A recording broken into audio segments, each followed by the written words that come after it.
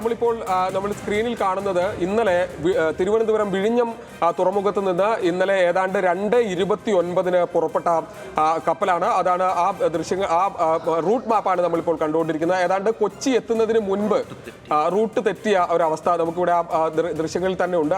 ആ മാപ്പിൽ അത് കാണാൻ കഴിയും.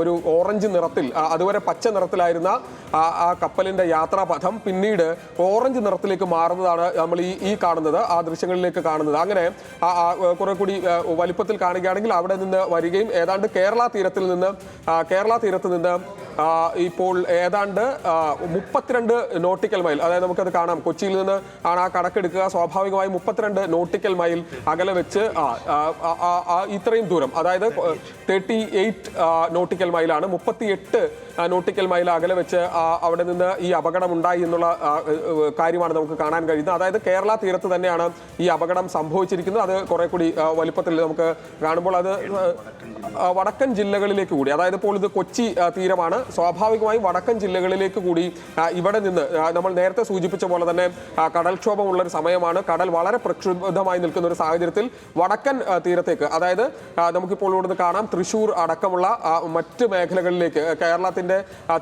തീരപ്രദേശങ്ങളിലേക്ക് കൂടി ഇവിടെ നിന്ന് വീണത് നമുക്കിപ്പോൾ കാണുന്ന പോലെ കോഴിക്കോട് അടക്കമുള്ള കൊച്ചി, അങ്ങനെ അവിടെ നിന്ന് ആ തീരപ്രദേശത്തോടു കൂടിയാണ് പോവുക. പൊന്നാനി, കോഴിക്കോട് അടക്കമുള്ള തീരമേഖലയിലേക്ക് കൂടി ഈ സൾഫറിന്റെ സാന്നിധ്യമുള്ള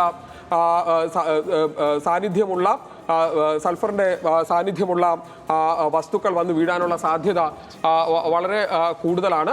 അങ്ങനെ വരികയാണെങ്കിൽ സ്വാഭാവികമായും ഈ മേഖലയിൽ നിന്ന് അത്രയും ദൂരം വരെ, അല്ലെങ്കിൽ ആ തീരമേഖലയിലേക്ക് കൂടി ഇത്തരത്തിൽ സൾഫറിന്റെ സാന്നിധ്യമുള്ള പദാർത്ഥങ്ങൾ എത്താനുള്ള സാധ്യതയുണ്ട്. അതുകൊണ്ട് തന്നെയാണ് ഇപ്പോൾ ദുരന്ത നിവാരണ അതോറിറ്റി വ്യക്തമാക്കുന്നത്, ഒരു കാരണവശാലും ഈ തീരദേശത്തേക്ക് അല്ലെങ്കിൽ തീരപ്രദേശത്തേക്ക് ഇപ്പോൾ വന്നുകൊണ്ടിരിക്കുന്ന വസ്തുക്കൾ അതിനടുത്തേക്ക് പോകാനോ അത് തൊടാനോ പാടില്ല എന്നുള്ള നിർദ്ദേശം നൽകുന്നതിന് കാരണം അതാണ് എന്നുള്ളത് കൂടി ഈ ഘട്ടത്തിൽ നമുക്ക് വ്യക്തമാക്കുകയാണ്. ഒരിക്കൽ കൂടി പറയുന്നത് MSC എൽസ 3 എന്ന കപ്പലാണ് ഇന്നലെ ഉച്ചയോടുകൂടി 2:29 പുറപ്പെടുകയും അത് കൊച്ചി എത്തുന്നതിന് മുൻപ് അപകടത്തിൽപ്പെടുകയും അത് അവിടെ നിന്ന് അതിന്റെ റൂട്ട് തെറ്റുകയും നമുക്ക് ഈ ദൃശ്യങ്ങളിൽ തന്നെ കാണാം. നമ്മളിപ്പോൾ ഞാൻ ഈ കാണിക്കുന്ന മേഖലയിൽ ഓറഞ്ച് നിറത്തിൽ കാണാം. ആ മേഖലയിൽ 38 നോട്ടിക്കൽ മൈൽ അകലെ വെച്ച്, കേരള തീരത്തിന്റെ 38 നോട്ടിക്കൽ മൈൽ അകലെ വെച്ച് അത് അപകടത്തിൽപ്പെടുകയും ചെയ്തു എന്നുള്ള കാര്യമാണ്. അവിടെ വെച്ചാണ് ഈ കാർഗോ ഷിപ്പ് ചെരിഞ്ഞത്.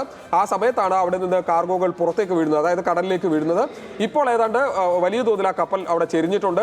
സ്വാഭാവികമായും ആ കപ്പലിലുള്ള കാർഗോ ഷിപ്മെന്റിൽ ഉണ്ടായിരുന്ന വസ്തുക്കൾ പുറത്തേക്ക് ഒഴുകി പടരാനുള്ള സാധ്യത വളരെ കൂടുതലാണ്. അങ്ങനെ ഉണ്ടെങ്കിൽ അത് കേരള തീരത്തിന്റെ പല മേഖലകളിലേക്കും അത് എത്താനുള്ള സാധ്യത ഉണ്ട് എന്നുള്ളതാണ്. വടക്കൻ തീരത്തേക്ക് കൂടുതൽ വരാനുള്ള സാധ്യത ഉണ്ടെന്നാണ് അല്പം മുമ്പ് ദുരന്ത നിവാരണ അതോറിറ്റി വ്യക്തമാക്കിയത്. അതുകൊണ്ട് തന്നെ അവിടെയുള്ള ആളുകൾ, അല്ലെങ്കിൽ ആ മേഖലയിലുള്ള ആളുകൾ കൂടി, ആ തീരപ്രദേശത്തുള്ള ആളുകൾ വളരെയധികം ശ്രദ്ധിക്കണം ഈ ഘട്ടത്തിൽ എന്നുള്ളതൊരു പ്രധാനപ്പെട്ട കാര്യമാണ്. ഒപ്പം തന്നെ അതിനുശേഷം ഇപ്പോൾ മത്സ്യബന്ധനത്തിനും മറ്റും കടലിലുള്ള മത്സ്യത്തൊഴിലാളികളും വളരെയധികം ശ്രദ്ധിക്കണം. അവർ പോകുന്ന ഇടങ്ങളിൽ, അല്ലെങ്കിൽ അവർ പോകുന്ന കടൽ പ്രദേശങ്ങളിൽ എണ്ണപ്പാട ഉണ്ടാവാനുള്ള സാധ്യത വളരെ കൂടുതലാണ്. അതുകൊണ്ട് തന്നെ അവിടെ നിന്ന് അത് തൊടാതെയും അതിൽ നിന്ന് മാറിപ്പോകാനുള്ള ശ്രമം അവരുടെ ഭാഗത്തുനിന്ന് ഉണ്ടാവണമെന്ന് കൂടിയാണ് ഇപ്പോൾ ദുരന്ത നിവാരണ അതോറിറ്റി വ്യക്തമാക്കുന്നത്. അഖില, ശരി ലിജോ, ഇപ്പോൾ പങ്കുവച്ചത് ആ കപ്പലിന്റെ സഞ്ചാര ദിശയാണ്, എങ്ങനെയാണ് അപകടം ഉണ്ടായത് എന്നുള്ള തരത്തിലുള്ള വിവരങ്ങളാണ് മാപ്പ് ഉപയോഗിച്ച് ഇപ്പോൾ ലിജോ പങ്കുവച്ചത്.